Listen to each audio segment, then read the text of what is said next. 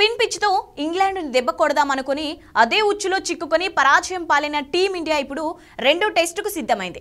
విశాఖ వేదికగా జరగనున్న మ్యాచ్లో గెలిచి సిరీస్ సమం చేయాలని పట్టుదలతో బరిలోకి దిగుతోంది. జడేజా, రాహుల్ దూరం అవ్వడం ఎదురు దెబ్బగానే భావిస్తున్న యువ క్రికెటర్ల ఎంట్రీతో ఇంగ్లాండ్ను నిలవర్చాలని ఎదురుచూస్తోంది. మన బౌలర్లు తేలిపోవడం, ఫీల్డింగ్ తప్పిదాలు ఇంగ్లాండ్ కలిసొచ్చాయి. దీనిని సద్వినియోగం చేసుకున్న ఇంగ్లాండ్ మంచి టార్గెట్ను భారత్ ముందు ఉంచడమే కాదు, బౌలింగ్లోనూ అదరగొట్టి విజయం సాధించింది.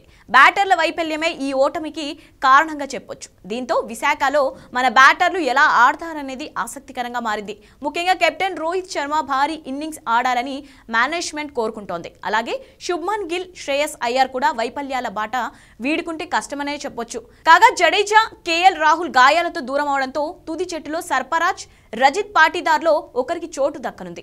ఇద్దరు దేశవాళీ క్రికెట్లో అద్భుతంగా రాణిస్తున్నప్పటికీ ఎవరిని తీసుకుంటుందనేది మాత్రం సస్పెన్స్ గానే ఉంది.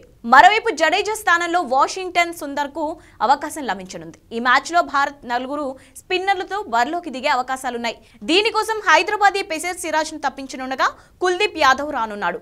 మరోవైపు హైదరాబాద్ టెస్టు ఆరంభంలో వెనకబడి తర్వాత చక్కని ఆట తీరుతో గెలిచిన ఇంగ్లాండ్ ఫుల్ జోష్లో ఉంది. సిరీస్ సమం చేసే అవకాశం భారత్కు ఇవ్వకూడదన్న లక్ష్యంతో కనిపిస్తున్న ఇంగ్లీష్ టీంకు పేసర్ ఆండరన్స్ రీ ఎంట్రీ బలాన్నిచ్చేదే. అలాగే స్పిన్నర్ హార్ట్లీపైనే మరోసారి అంచనాలున్నాయి. ఇక విశాఖ పిచ్ స్పిన్నర్లకే అనుకూలిస్తుందని అంచనా.